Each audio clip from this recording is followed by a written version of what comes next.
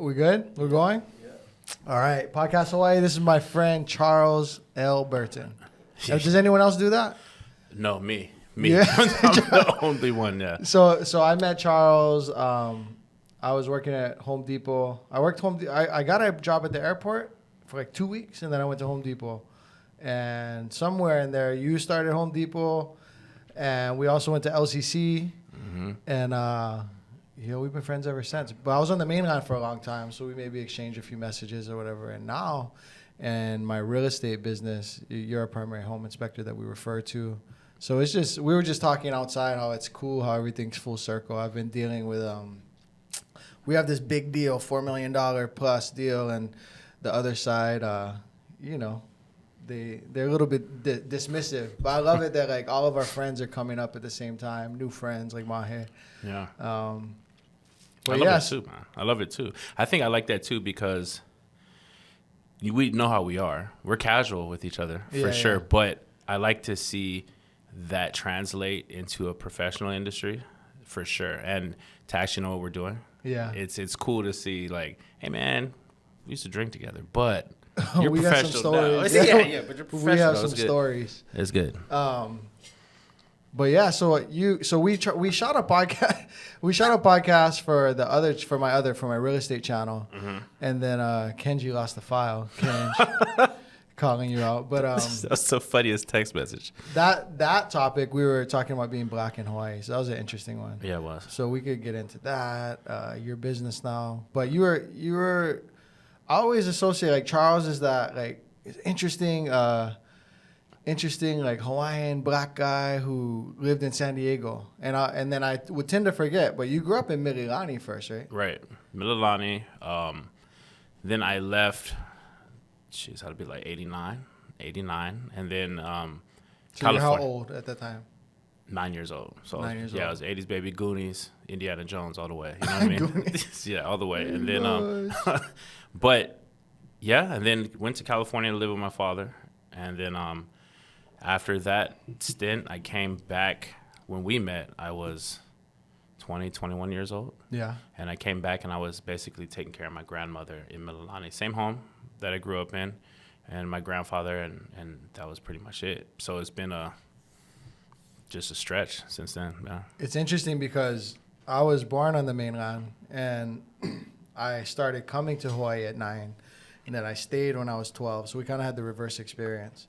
Although your mainland experience was California, Southern California, mine was Florida, dirty South, Northern Florida, so it was a little different. But, I came, you went, we were both working at Home Depot together. Like, do you see yourself as like a Hawaii guy, a California guy, or you're just a guy of the earth? Like, what is it? It's evolved. I mean, I think that when I left originally to go to California as a kid, I definitely sounded like Hawaii, you know what I mean? Yeah. And to get there and nobody understood what I was, you know what I mean? Or what I was saying. And I kind of acclimated to that. And you get stuff like the slang and you get stuff like that and you come back. But I think that coming back, so California is home. My family is there. Love for California, the coast. I love California. You know what I mean? It raised me through pivotal years. And then what happened coming back, I was just reminded of a lot of original things, like the island, the youth. I would run into, like when I first ran into a Manapua again, I was like, yeah, there it is. This is this, you know what I mean? And right now in California, like you might see like a musubi store, a poke shop or something, but back then you didn't. Yeah. Had no idea. I mean, and I'm appreciative of the culture. I think it has something to do with identity. I had to go through a definite identity crisis of being both things at one time. But now it's just, I'm just rooted in both places. So now being here, this is home. Yeah. My priority is Hawaii. These islands, the things that are going on, even the politics of it, our children, it directly affects what's happening here. So this is my priority. And then going back to California to some of the old stomping grounds, just passing on that knowledge. And I feel lucky to have that. I mean, being, raised with my grandma originally here with those Hawaiian values, they carry, man, even over to California and back. It actually just cements the philosophies of Hawaii, you know what I mean? Going over there to see it in California, then coming back, you're like, oh, yeah, they stand, it's tried and true, Yeah. How How like being in California, like thinking you're Hawaiian and then going to the mainland, and obviously like you're not thinking, but like you identify as just a Hawaii boy, and at 9 you're kind of not seeing color as much, right? I was the same in Florida. Yeah. My dad was, my dad. Yeah. Like, Yeah. he's your color. Yeah. And with the mustache. With the mustache. Yes. Yes. And, so we were the only things like us in Florida, but I didn't really notice it until I came to Hawaii at 9, 10 years old. And then moving to Hawaii, I was like, oh, everyone looks like me. Like, did you ever have that epiphany of like, you moved to California at 9 and then you're like, oh, but there's a lot more like darker skinned people, or did it? Yeah, I mean, I think I was raised here. My grandma's Hawaiian Portuguese. My grandfather is white. You know what I'm saying? I think he's like Irish, English descent. So the family is fair skinned. Unless grandma, she's out in the Gulf and she'll start to get darkened up. But other than that, I was taken to school every day by somebody that didn't look like. You know what I mean? So only the kids in school remind me of that. But as far as being in the home, it really wasn't talked about. You know what I mean? And there weren't issues with being darker complexion here like they are in California. I didn't really arrive to those issues other than, cruel school children until I got to California. That's when it became real being dark in the continental United States. It's a real thing. You know what I mean? And it was hard because it's like all these questions like why, what? It's just like a lightning round of just trying to assimilate and try to find your place.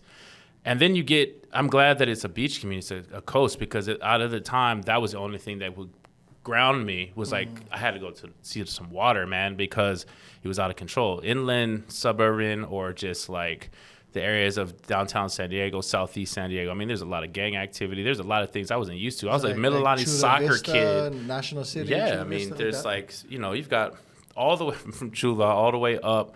You could go, I mean, San Diego-wise, I think once you get to, I don't know, you go like Linda Vista, it's kind of out of our stretch. I was in El Cajon, and then southeast, like Morris and Lincoln Park and all that was 15 minutes away. You know what I mean? So there's a lot of train track philosophy and lifestyle there. Like you cross one train track, you're in La Jolla. The next, you're in the hood. So for me, and then it's my family. It's all black. So there's a lot of black on that side in California. That's the culture. You know what I mean? So I loved it because I was a part of something. You know what I mean? That's what I was like. Because when I was sorry to interrupt, but you're good. You were like here and everything was cool and kosher. I was in Florida. And my school was 90% black, right. The rest was white, and then a few brown kids. Right. And so, and then my mom's family is all super white. Right. And then I come to Hawaii, and I'm like, oh wow, oh wow. But you kind of had that, but kind of didn't. It sounded like at home maybe you had that, but at school it was confusing. Yeah, I think the kids were just pointing that out. Like your mom is white, dude. That's even your mom, and as a 7-year-old, you really trying to deal with that? You know what I mean? Like I'd rather. My grandma would take me under her wing though, and she was always reminding me, "You're Hawaiian, boy. You're Hawaiian. You're Hawaiian." You know what I mean? And so my grandma was probably my favorite ladies ever to exist because she basically raised me here. You know what I mean? And then to have her support there, and even when I went to California, she would always send me those T-shirts, with the Poly Warriors with the battle outfit on, the cloak, they're all swole. From Aloha Stadium swap meet. Yeah. Every year she would send me that. Not the one with the leg going across, like that. No. It just had like the comic book, like there's just super like swole Hawaiian strength. Yeah. So I had a ton of those, and she just reminded me of that, and then couple that with just black man plight in California at the time, early 90s. It was just bad. But that's interesting.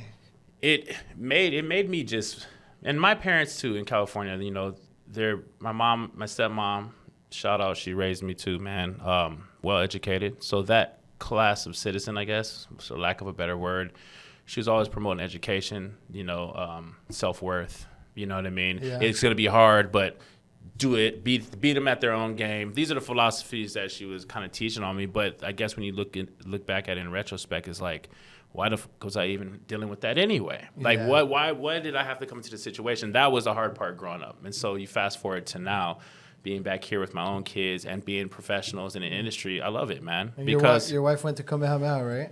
no, Does she? no, our daughter does. Oh, your so our daughter. daughters are Oh, okay. Kamehameha, and blended family too. But wife is Hawaiian, right? Yes, Yeah. Hawaiian. She's Hawaiian white too. So Yeah. we're just a mix, man. We're just a hodgepodge of mixed kids, and that's what makes Hawaii beautiful, man. It's the culture. Yeah. The culture of Hawaii is different than it's culture first, and then everything else kind of follows suit, and that's the beauty of it. So that's something that I think needs to be preserved. Would you raise your kids anywhere else? No, Would I you- thought about San Diego, but no. Do you think they should? Because I think like you and I probably benefited from a mixture of experiences, right? Do you think it'd be healthy if they spent a few years on the mainland? Absolutely. And they came back? That's what we promote that. Jada and Ezra, even Ezra, I was like, my dad and my mom are still out there. It's like, you need to go take a summer stint. You need to go, and Jada's aiming to go to college on the West Coast, so that's going to be good for her to put that culture that she has and test her mettle against these different ideologies. You know what I mean? So I think it'll be great for her. She might not ever come back, but my goal was always just to instill them with what I thought in my experience was the best value as a child, and that's here. And then you never have to come back. I'm sure you will. There's something that will draw you back, but the instillment, of that inside of them is more important than just trying to raise them in Vegas because it's cheaper. You know what I mean? Yeah. So I think that's what we work so hard for, is the value that our children will get. Yeah. Yeah, I don't. When I left, I joined the Coast Guard and left just because I wasn't doing anything. I remember that. I remember you call and talk to me about that. I remember that conversation. Because you were one of the people I know who had gone to the military. Yeah, that's a long story, but yeah. Yeah. You were, and so I was crying when I left. I got a tattoo of Hawaii on my back because I was leaving it. Like I didn't want to, but I just didn't fit into the molds that were presented to me, which was go to school and get a degree. I mean, we both failed at that together. And then learn a trade. I was like, I am not trying to be. I grew up in Eva Beach, I'm not trying to be out there in the sun in July. Like, no.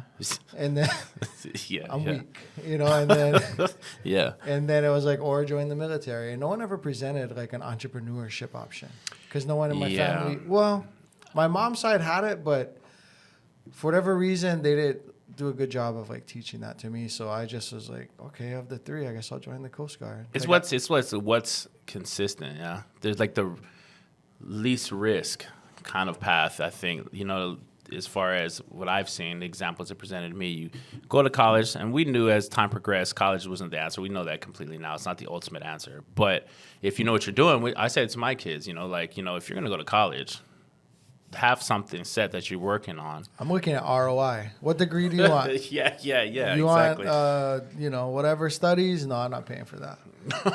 You want to do cybersecurity? Do I feel you're committed? Okay, I'll pay for that. I'll invest in you, but I'm looking at ROI on that degree. Yeah. experience. I told Ezra that too because he's taking this gap year. I said, be careful of that gap, bro.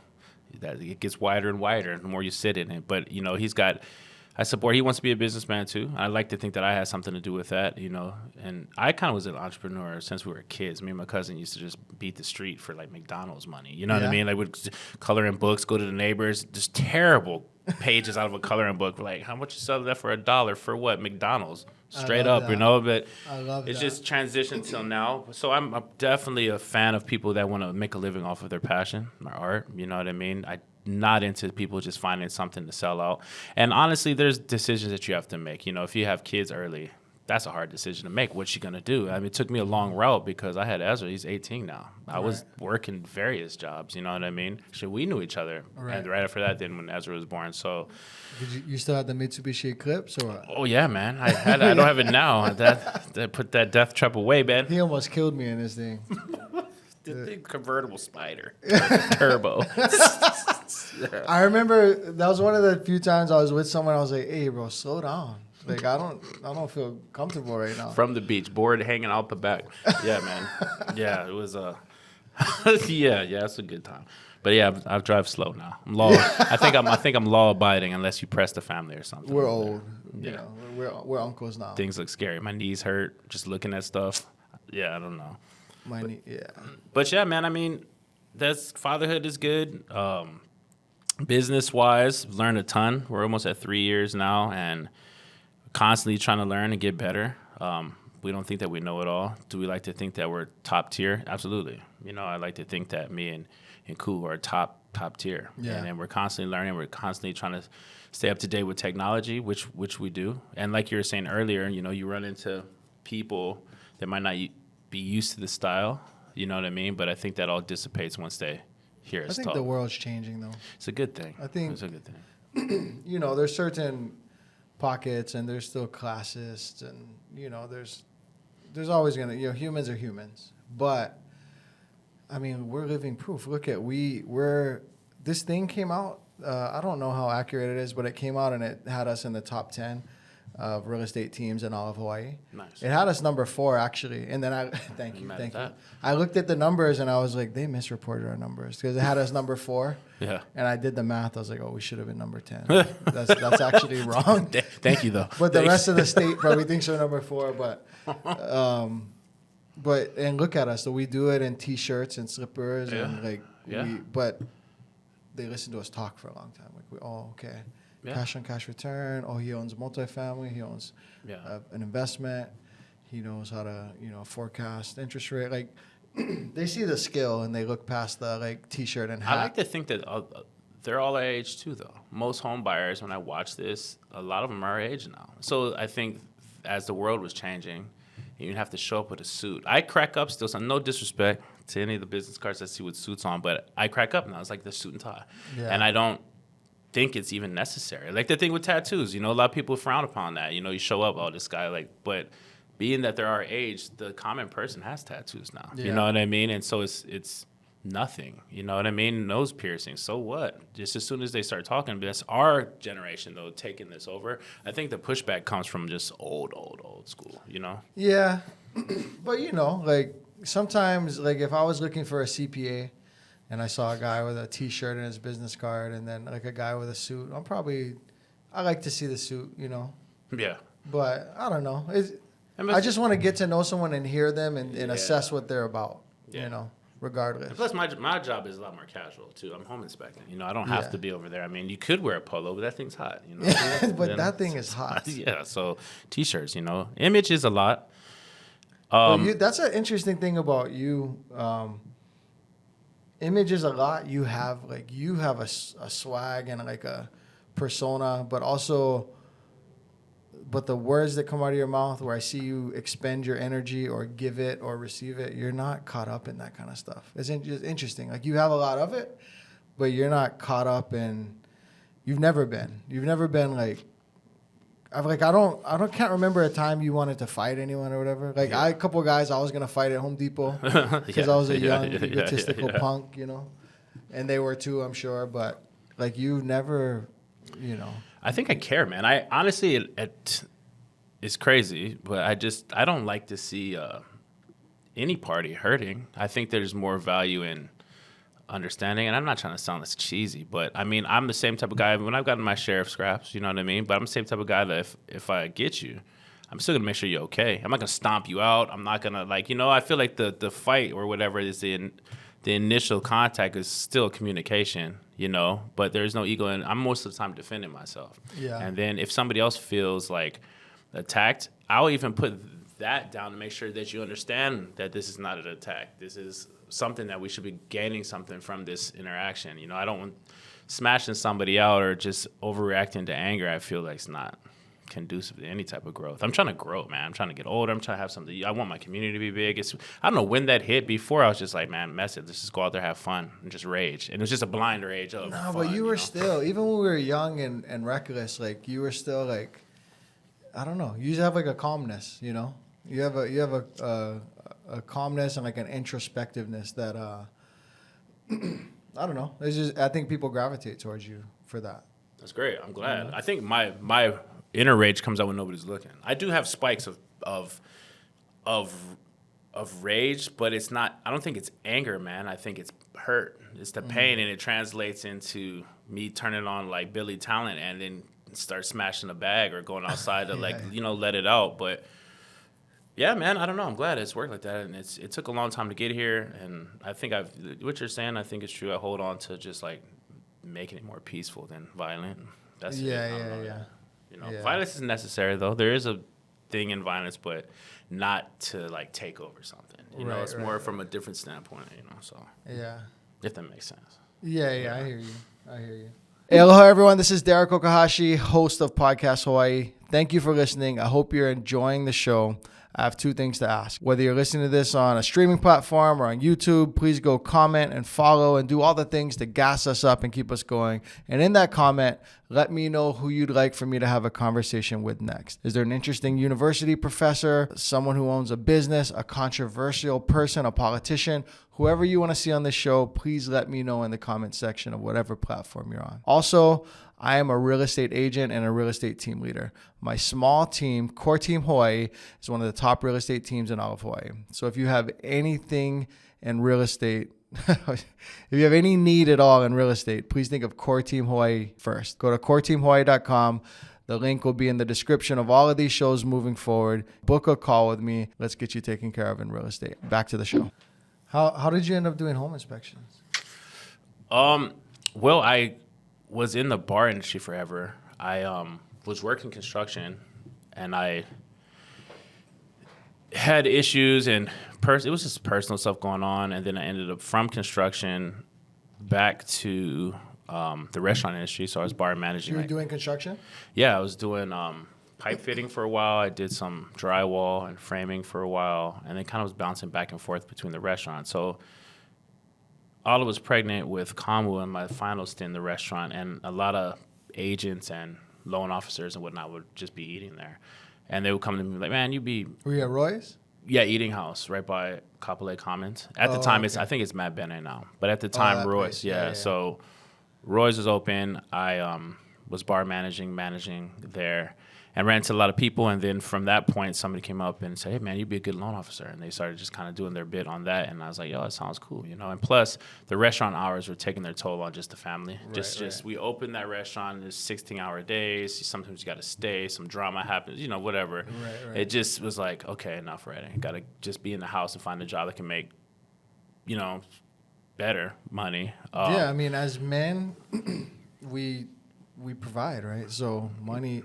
And at that time, Ala was the man. She needed it. Kamuala was just born, so she needed me to be at home.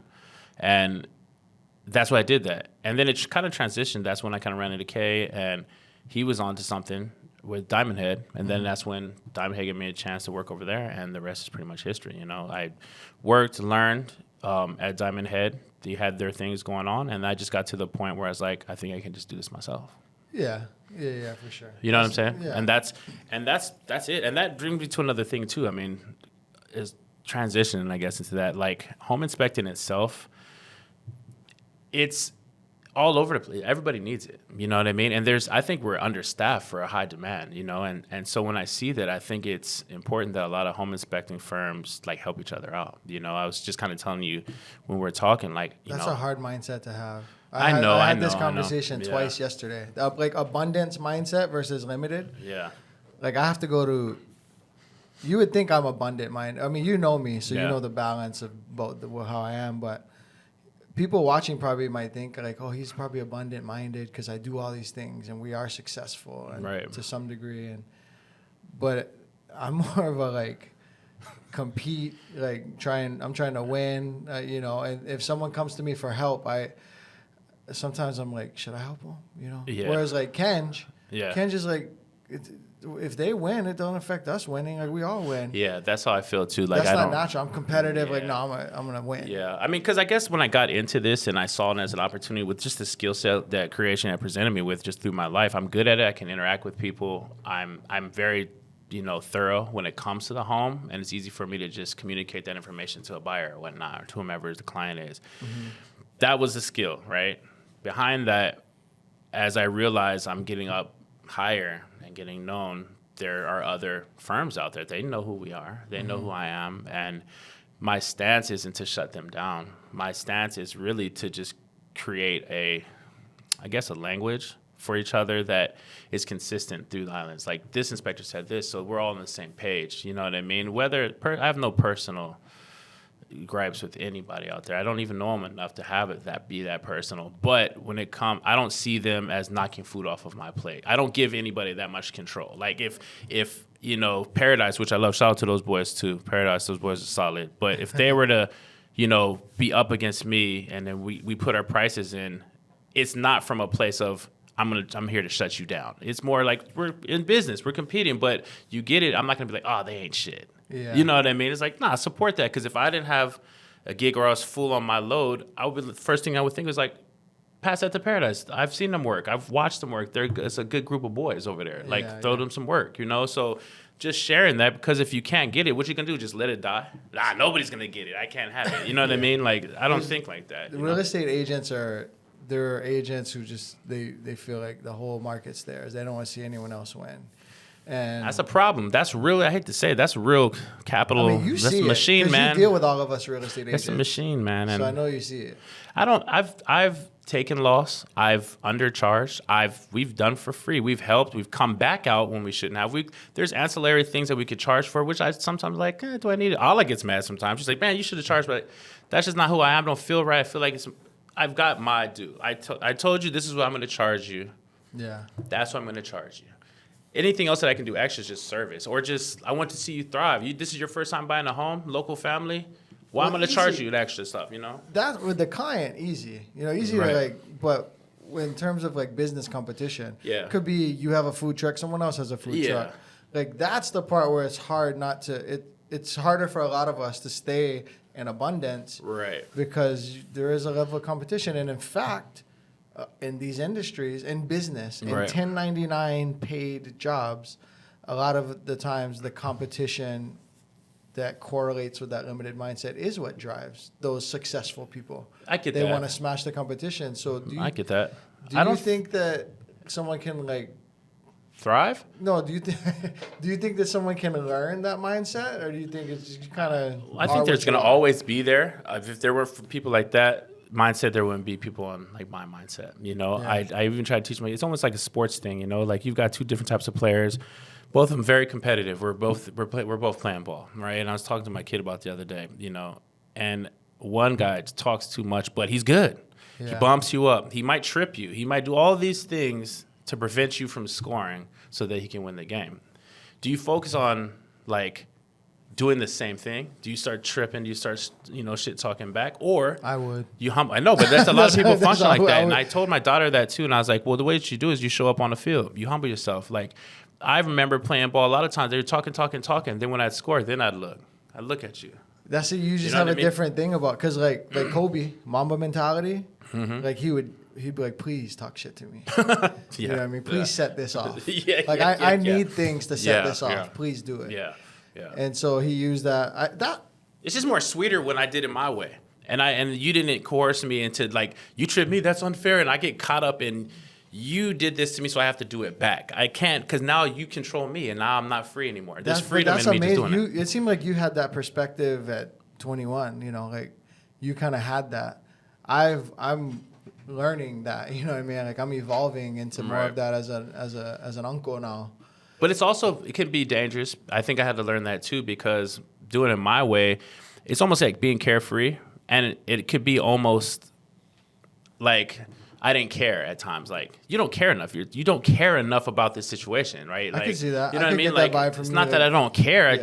I don't want to put my energy there. But then I could see, damn, am I being insensitive to this person's drive? So I had to kind of start to tap into them more, and then you know what I mean. So I've learned throughout the years kind of how that is. But I've always kept that philosophy. You're not gonna, what you eat don't make me shit, dude. You know what I mean? That's just kind of my philosophy on life.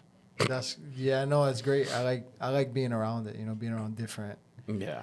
Different, because you've seen my little bit of evolution, and I was, driven. I was too affected by external. Yeah, stuff, I remember. Right? I mean, we've talked about this in recent months, right? Yeah. And I'm doing better now. That's good. Yeah, that's good, man. Business is good. I can't complain. I think. Created for it all the time, man. My kids are healthy. And I was just listening to something the other day. It's not on habits, man. It's not what I have to do, but what do I get to do? This is what I get to do.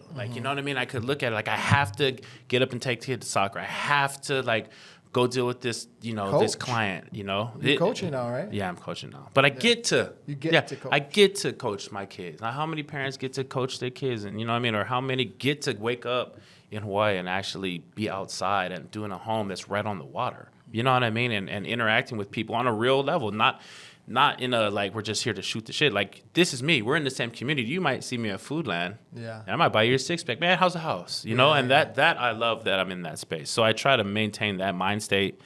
And then with a lot of things happening just in Hawaii in general, with just the fires and everything that's going down and just a lot of people, and it's very sensitive. And I think more than now than ever, that type of philosophy should be taken on. You know what I mean? So gratitude. I've grown very grateful.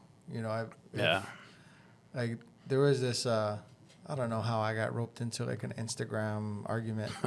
I rarely, maybe like once or twice a year, I might argue online, but there was this guy, he put out like in 1970 and he did all the comparisons, like post World War II thriving economy compared to today and affordability. And yes, it is less affordable now. Right. Also, he shot that on his iPhone. He shot it from air conditioning. He's only comparing to 1970. Like, compare today to 1870 and 1770 and 16. Like, sure, affordability and, economics-wise, maybe it's harder today than it was post-World War II. Mm-hmm. Also, it's easier today than all of the rest of history besides that post-World War II era. Mm-hmm. It's just easy. We're like air conditioning, iPhones, cars that have sensors, cars. Yeah. Like, you can choose gratitude or you can choose the other, right? Victim mindset. And I mean, we're rare too. Our setup in Hawaii is way different, man. I mean, just to be in Hawaii in 2023. Yeah. Yeah. Then the needs too, man. When you think about what we need here, I think the biggest thing that people are missing, we've gotten so used to our comfort that we're willing to like not give that up. And I feel like self-sufficiency is really, really needed. And I'm not going to go too heavy on that, but I mean, we get everything off a boat. We get everything from over there. It's what causes our prices to drive up. And regardless if, our homes cost the same as Texas, I probably would still do this because it feels good to do what I'm doing and then evolve. But the state's mind state is kind of exposing how people really feel about each other, you know what I mean? And that competitive spirit, and you see obviously a lot of different narratives, but I think that the community needs to be just looking out. You care more about other people, you know what I mean? Think about what they are, and then I think that will start. I think Gandhi said that shit, right? Like, you be the change that you want to see. So I want to be that. I want to look at my neighbor and be that, and be that. It'll probably filter the bad shit out. It'll probably, somebody can't. I've seen a lot of people come here and they're like, man, I just don't like the way that it is. Well, that's okay. You don't have to make it something that you would like. That's the problem. You're trying to make it something that you're used to versus allowing it to be what it's supposed to be. And if you don't like it, you can bail. You know what I mean? So we can leave that. We don't have to go that heavy on that. But like, we can talk about anything. But I use in my real estate business because we help a lot of people and some of them are relocation clients. And I tell them, like, you wouldn't go to Japan and expect to change Japan to Boston or Chicago or San Diego. Like, you would go there and expect, I have to adapt. They speak more encoded or they kind of don't make eye contact. Okay, I'm going to do those things because I'm in Japan. Or if you went to Guatemala, you do as the Guatemalans do. Yeah. But because you don't have to stamp a passport when you come to Hawaii, you think you can just come here and change it or just bring your customs and not adjust. And I think that's where people go wrong. Yeah. Remember, this was a kingdom, This But they can't remember that shit. You know what I'm saying? If everything is being perpetuated, that's just an extension. And there's going to be half people that were even from here that wanted, say, statehood. They wanted this to happen, and that's understandable. Mm-hmm. But the values is what we're talking about. The values that cannot be taken away. Like the concept, if you're taking your shoes off at the fucking door, should be perpetuated. That's something that should be perpetuated through the planet, to be honest. But to actually have the mindset to be like, I bought this house, this is this, so I can do this. Like, what about the person? That negates the person entirely. To not show that respect and keep it reciprocated is why everything is failing in society. So you're alluding to like kind of the conqueror colonizing mindset versus Yeah, it's communal. Yeah, I mean, you should, and I can't, and like you're saying, there's not a lot of people that might not have that. Maybe it's too that it's been for so long. I'm not even going to take the time to even teach that anymore. Like I'm so frustrated that this person doesn't even deserve to even learn that. You know what I mean? And then it just progresses worse. But I do believe that the values of Hawaii are something that needs to be perpetuated and protected, straight up. That I think about sometimes, because I'm a bit of a bootstrapper, my parents might have had a decent house in Eva, but overall my family didn't have much money. I was the first one to ever graduate high school, in my mom's or my dad's side. And, worst case, join the Coast Guard, join the Air Force. You want a paycheck, a VA loan, a house, food, your worst case is 4 years of public service. And that's a good way to look at it, public service. So I'm more of a bootstrapper, and I'm like, look, it's hard, sure, but compared to what? Compared to what time in all of history is today hard? Right. It's this utopian idea of you used to just be able to go down to Pearl Harbor and eat a fish and then go to sleep. Nah. Yeah. It was a lot harder pre-industrial revolution. So I'm a little bit more of a kind of a pull yourself up by the bootstraps guy. However, having left Hawaii for, how long was I gone? 14 years or something. Yeah, I think about that long, bro. So having done that and then moving back, and just a simple indicator of sort of aloha and Hawaii's culture that you're people don't throw shakas when you let them over in traffic as much. No. We still don't honk the horn that much, but sometimes people do. There's a slight shift I've noticed. Yeah. And I do think that correlates to some things, but one being people are stressed out. It's expensive. It's hard to make it. So on one hand, I'm a bootstrapper. On the other hand, I'm I wish we had as much shaka as we did in the 90s on H1, Right. So, Right. I can't attempt to even think that how to get this thing to go back. I don't think it needs to go back to anything. I think it needs to evolve into something better. And I think and like you're saying, not enough, shakas thrown around. People are worried more about survival than perpetuating this respect for each other. And that's the scary part. It's gonna slowly turn into a San Diego. That's a real environment, concern. you know what I mean? Yeah. And how do you not let it do that? Well, you start practicing, still maintaining that, even though this doesn't deserve it. That shaka, this fucker was speeding all the way up through here, and then you went in, still throw it, and it's hard to do, bro. It's a hard place to put yourself, and I'm not a proponent of getting ran over. You know what I'm saying? But I am a proponent of people getting second and third chances until you really have to be like, all right, dog. Now we're gonna have to have a conversation, right? You know what I mean? So I just believe in Hawaii, man. I just believe in my grandma, what she used to teach, and how we were raised, and I think it still exists, man. And I think that a lot of people that were born and raised here, they believe it, but their hands are, instead of inviting, now they're starting to curl, and they're starting to curl. That's what happens. You know what I mean? When resources run out, like COVID, you start to see people buy guns, you get ready when resources are thin, and I feel like there's a bit of that in Hawaii right now. So although I'm be grateful, gratitude and grind is kind of my motto. Gratitude and grind. That's a good thing to be. I think it's a good. I just don't sell it yourself or sell people short. I'm gonna grind, but to what extent? When I talk to the kids about that all the time, I know you have that goal, but what does that goal look like? You're gonna run into this situation where you have a couple options. You're gonna shit on this person to get it, or you're gonna take the harder route to do it that way. Never step on someone else. And I think that's kind of what's being shown and taught. And like you said, man, you've seen this guy get all the way to the top by being this, then it's mimicked. And then there's what's seen, and just all the platforms for media, you'll see all of this stuff. And then the younger generation, I'm looking at my daughters. I side-eye them all the time just to see how they are, and then we'll bring in and have it like a table talk and stuff. But my concern really is just I can only do what I can do. And hopefully my kids, my seeds, 5 of them, so hopefully that can transform into 5 more, so hopefully that will do its thing, Yeah. I don't know. I'm like I said, we're going to Kauai too, to recharge, but also to go trace My grandmother's roots in Kapa'a. So grandma who lived in Mililani, she's obviously important to you, you know. Big. Very. She's from Kauai? Yes, Kapa'a.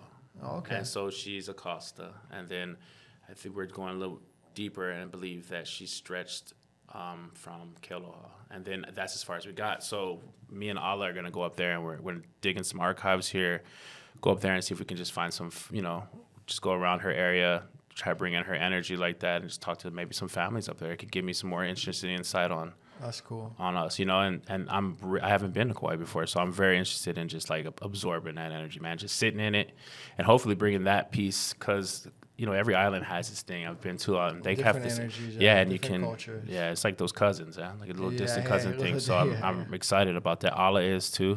Get a little Jeep, pack it up, and hit it. You know, so I'm looking forward to that. So yeah, that's cool. Yeah, I have family on Kauai too.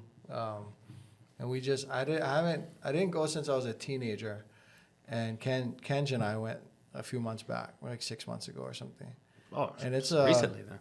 Yeah, it's a different. It's really country, like there's this store, in like I guess it's Lihue still, but there's a store and it's like there's like a mounted boar on the outside of the store, like a country. It's like a hunting store or something. Yes. Yes, man. Kauai's is interesting. So we're different too. So this is, honestly, I cannot lie, she is probably we've been to Australia. She's my favorite person to travel with because she will ice break, right? She's going to talk and she's going to be there and she's ready to do it. And I'm more like, I'm absorbing and like just trying to see how people are going, and then we'll talk and they'll ask questions. But us together, it's fun because she'll come in there and then they'll talk, and then we'll get it going on. So she's overly excited about this. She's ready to go. She's super cool too. She's grew up hula. You know what I mean? So she's cool. Yeah. So she's ready, man. Yeah. How are you? So you're gonna be coaching soccer? How do you? So I coach my son's basketball. We should have switched. No. Was that a racial slur? I'm coaching my son's basketball. I'm a assistant coach, and that's hard. I had to stop for a while because, I'm intense and competitive, and I'm realizing how much I don't know the game of basketball. But I just used to be a pretty fair athlete, so right. I could hoop. Right. But I always wanted it, whatever it was, whether it was basketball at the time or girls when we were young. Or I wanted it and I would go for it. And my son's not so intense, He's chill. And as a father, it's interesting because I'm having to understand and learn how to be a good father to him. And I had to pull back and stop. I stopped coaching for like 2 months, and then they were like, "Is this permanent?" Or I was like, "I told you guys, if you need me, hit me up." And they're like, "Yeah, we need you back." But you could see in our relationship, we needed that. And it's all on me. Like, he's 9 years old. I'm the adult. So, but our relationship suffered because I was like, "What are you doing? Like, run. Right. Do you want this or not? Let's do something else if you don't want it." Right. Because I don't understand, like, just doing it to do it. And I do. And me and Oliver, because I'm competitive, without a doubt. And I was always lucky enough to be athletic, right? So whenever I was playing something, I was just good at it. I remember hooping with you in Evo. Yeah, I was just, renting. Yeah, renting. I remember hooping with you. I sing part. With Gentella. Oh, Gentella. Shout outs to G. G, man. Come get some of this, man. I think Ty played with us that time, too. Did he? He probably got the smoke, too. Yeah, he got But I think I was raised from my father went NBA, got injured. So, really? Yeah, he went to he played he went, I think it was the tryouts. He made the squad, practiced, blew out his ACL. What? So he knew the game, taught us the game. My first sport was soccer, by the way. I played soccer until, I played indoor, outdoor, ASO. Red dirt.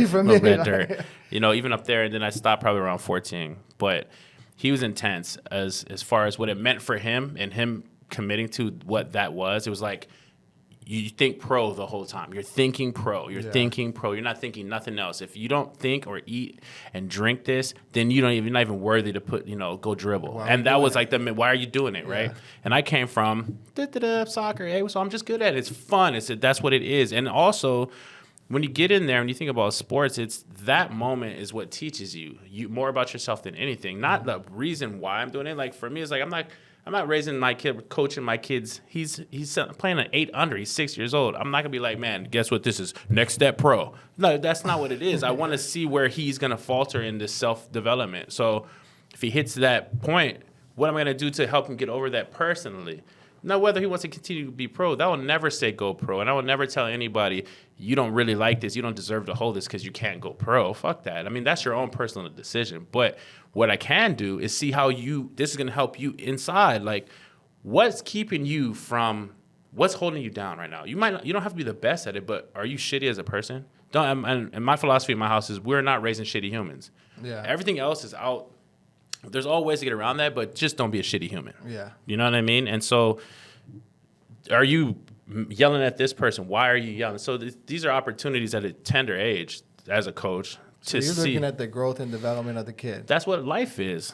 Yeah, I mean, Yeah. that's what I'm saying. You have this wisdom. That's why I always respect you, been drawn to you. But like, I mean, I don't want to lose. let me give you a scenario. So Yeah. like, my son's young enough, but that by the time if he ever hears this, he'll understand. Like, I love you, Duke. You're my world. He like in basketball, it's a hard sport for a young. Like, there's certain coordination Yeah. and Yeah.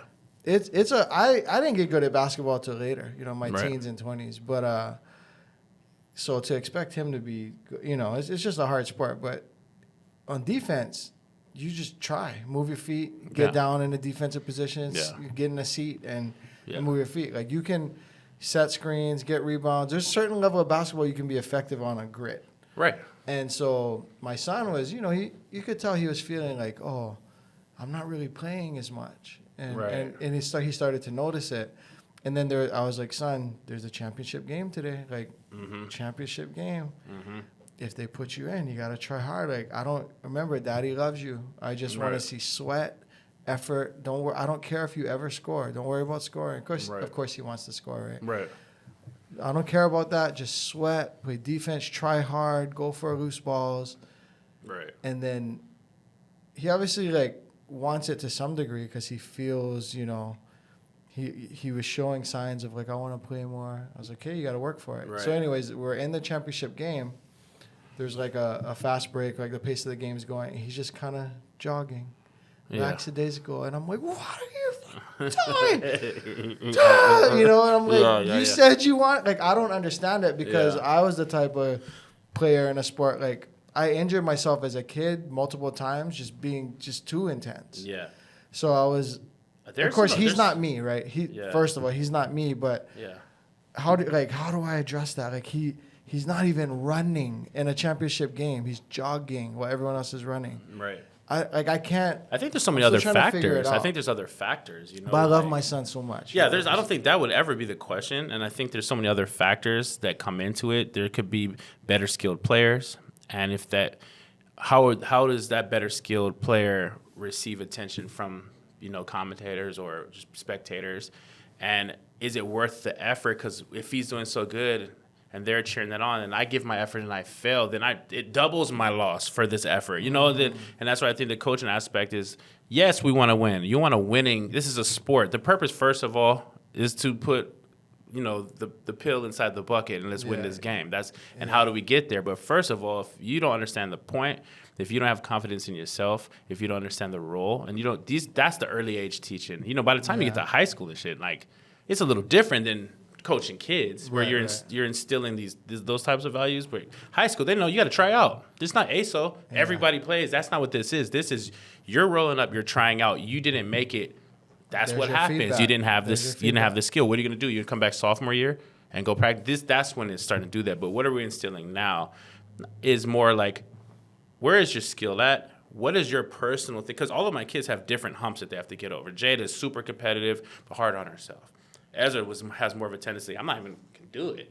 You know what I mean? Why waste my energy doing that? You know what I mean? They all have these things. So once you find that out, I think coaching that or mentoring that is more for them. And then if that's the path they want to take. But the beauty of it is that's kind of what they'll take for life with a lot of things they're trying to, if you say win, like us winning. Is it inspecting, is it really winning or is it just how I'm doing this personally? Because I'm going to win regardless. I know my skill set, Well, and we all end up in the same place. This is a short ride, and like air quotes winning, Yeah. like experiencing is Exactly. the thing. Yeah, and I want him. I explained to him, and actually, I did have one like father-son breakthrough. We were at the end of a practice, and he wasn't really trying, and I got vulnerable with him. I'm like, hey, I was this, I was that. I was shy. I was afraid to start baseball. Your grandpa had to make me start. And he's like, really?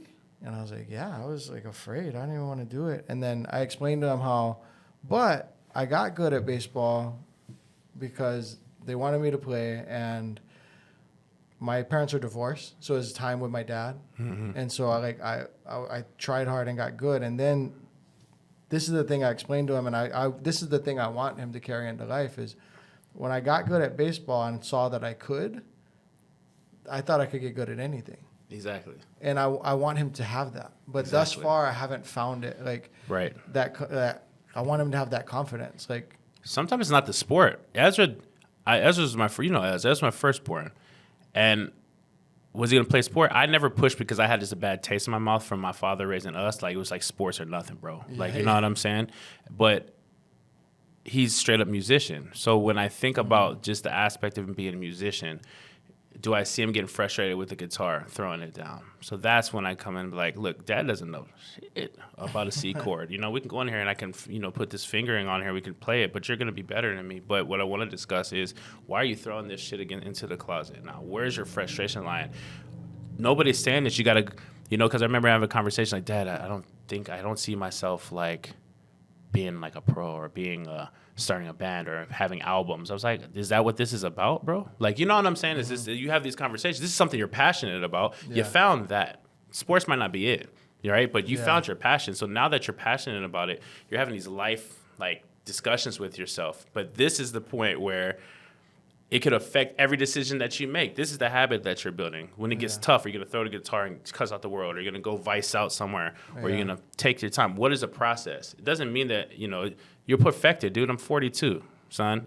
It took me 40-something years to even get to a point where I can actually look at myself from an existentialist, standpoint and be like, damn, right? Then you make it better. But let's just build. It's a constant. What I learned, dude, with these kids, even our relationships, past and present, is constantly learning and growing, bro. Yeah. There's always room to just fucking be accountable and grow, dog. Like, yeah, so I'm working on trying to convey that to my 9-year-old, and not even just to my 9-year-old, but like convey it to my team, right? Like, I know some of my people who I've mentored in real estate and in business, we had a moment with our guest Charles. Like, he was like, Charles is on some like Charles Hulen. That was solid. I saw that one. That was a solid one. He's on some like spiritual. He's like an entrepreneurial monk or something. Yeah. He's on a different like sort of spiritual level, or so I don't know how to explain it. He's very interesting. But we had another like unrecorded podcast, a conversation after the podcast, and he got into like, why do you think you're not enough? And I was like, what? Yeah. Like, the audacity. He's like, sorry to be sorry to be. He's like, sorry to be so forward, but I just I can help people. I can tell you're intrigued. Like, I cut right to the point, and I'm like, no. You don't have to worry about offending me. Like, I don't like talking about the weather, so let's get really serious. Like, I'm fine with that. I love that. And but what he got into was like, why do you feel like you're not enough, or you don't have the approval of your father? So, I was like, geez. I had that was something for me too. I had to get over, it wasn't even approval. And I'm sorry to cut you off too, before I lose the thought. It was like, it was that my father had always painted himself into being this end all, what defines manhood, what defines fatherhood. And then as I got older, I was like, man, you missed the mark a couple places, Brody, right? And then it kind of affected our relationship. And it's interesting, like, failure like to your father, I think it was not failing him, but I was trying so hard not to be him that it fucked me up in the end. Still, he still had this thing over me because I was trying not to be him. Me and my brother talk about it all the time. And shout out to my dad too, man. He was learning. He didn't have a father and all that. I'm not hating on this man at all. But That's the point in life where, you know, like my mom had her deep issues. Right. My dad, you know how I feel about my dad, but like, you know, he wasn't perfect either. But when you can just release them of that, and that's adulting, you know. And it's when you release yourself, you know, like like you're like, dude, it feels like, and it's beyond just forgiving. Like I could go back and complain, man, remember you whooped me like that? That was unnecessary. And you can hold on to that. It's not that. It's literally like, damn, it was deeper that I still gave that idea of that control to you because it created this person that I didn't feel good even being. And not to say that the opposite of that was going to be me just being you, but to say that I believe that there's good things that you passed on to me and the rest is me. And to have confidence in that and not have any type of fucking justification for why I was fucking up in life. It was almost like an excuse. Like, my dad used to do this, and so that's why. And I'm trying so hard not to be him. Like, when you finally just say, you know what, I'm not scared to be who the fuck I am, and I'm just going to push it forward, then I will adjust as we go on. Like, if me and you are, and then tomorrow I say something to you, now what happens with that? Am I going to hold on to the old things? I'm going to come back like, Derek, man, let's talk about this, dog. And you figure it out. But the wisdom is something I appreciate getting older. The patience. You know, sometimes I miss being rambunctious, bro. Like, just like, rah. Oh, my God. I love, I mean, again, not to bring me up again, but like you knew me 18, 19, 20, and I'm just the poise I have now compared to then. Yeah. I enjoy it so much. It's good. I just wish these knees, you know. That's what the kids say to me. I wish this L5 S1 wasn't, you know. The fact that people know, you laugh at that, like, okay, the L5, dog, it's not a joke. Yeah, but I don't know, man. I love everything that's been happening. I appreciate my wife too, because she's dealt with me being Charles L. You know what I mean? And coming from bartender, just all I did was surf, bartend, and was trying to make like I was a super dad, and you know, I got and this guy surfing. You know, yeah, that's true. Yeah. That was you there from the beginning, bro. But I appreciate her, and she appreciates me. And it took me, honestly, we've been together for almost 12 years, almost. Yeah. So to now, and it sucks, but she's like, now you're finally arrived. She always gives me a hard time, right? Like this past year, I've been like really seeing her in a different light. Like, damn, babe, you was right. I know I was right. Okay, well, I was right about some things too. Shit, what did I help you out at? You know, but I really appreciate that. You know, creation has kept us together for that long. We've had the patience for each other and our kids.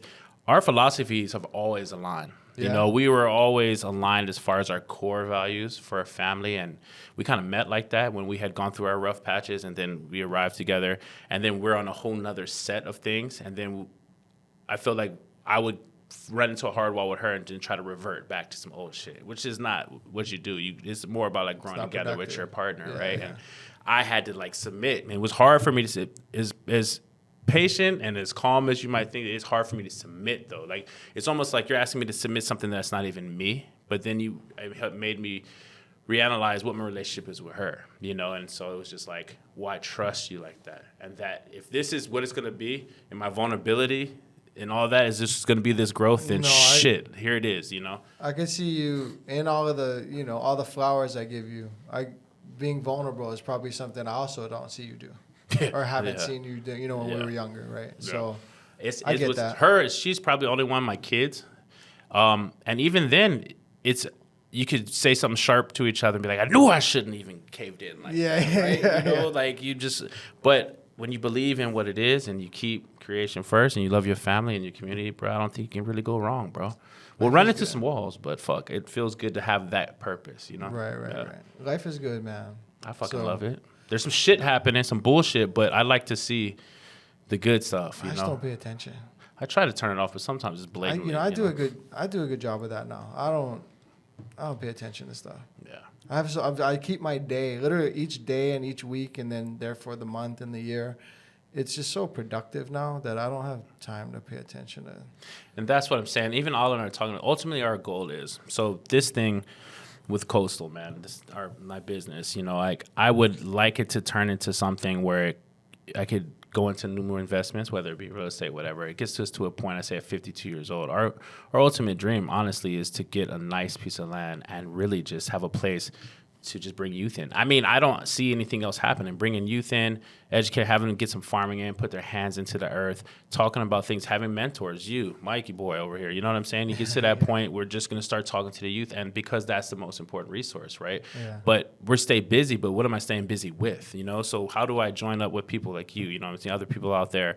How can we, you know, hooey up, man, and be like, look, this is what defines us. This mission is, I'm doing this for now. This is just a step in the wrong to get to what the ultimate thing is, where we can sit back and not have to really worry about the money in that sense, but educate on finance, but really focus on the most important investment, which is, and I hate to say cliche, sound like a Michael Jackson song, but the kids, bro. You know what I mean? Like, for real. And it's having my own and seeing what's happened to some of the youth now, that affects me on a real level. And I think that affects me more than anything, seeing some of this wayward youth and adults not give a fuck about them. That bothers me, bro. Like, so to get to that point is my goal. And I think we'll get there. I think me and a lot of other people will get to the point where we're revitalizing the relationship between community and kid again. You know what I'm saying? And taking a village concept to our youth, you know, and that's essential. We lose that. I was just in, we got to wrap it up soon. I was just saying, my kids play basketball in Halava sometimes. There's a league in Halava. And then there's the community of people there at the park playing basketball, volleyball, doing their like cultural dance and barbecuing.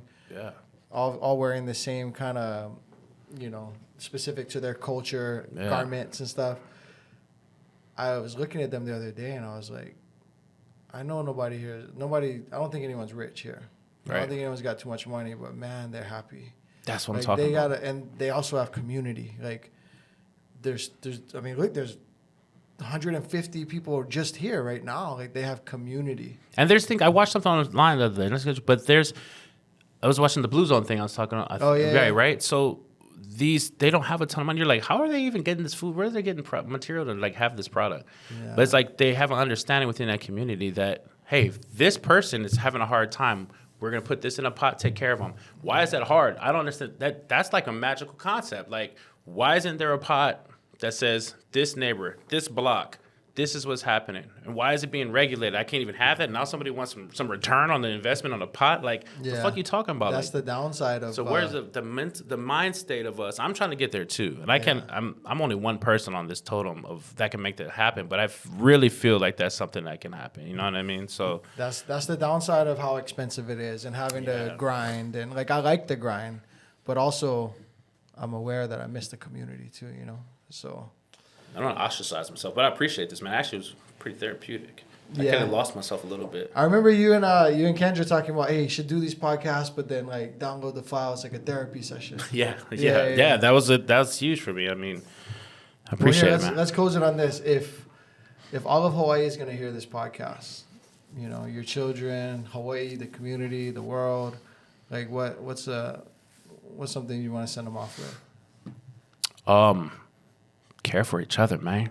Like, see each other. Take the time to see each other and listen to the story. We don't have to fix a problem. I think it starts with just listening to each other, taking the time to maybe just reach out and meet somebody. Say hello to that person in the store. Not have a full-blown conversation, but just to start opening your eyes more, seeing each other, and then I think all the other bullshit will start to dissipate as long as we care about each other first. So, yeah, community, man. Community. Beautiful. Podcast Hawaii. Yes, sir.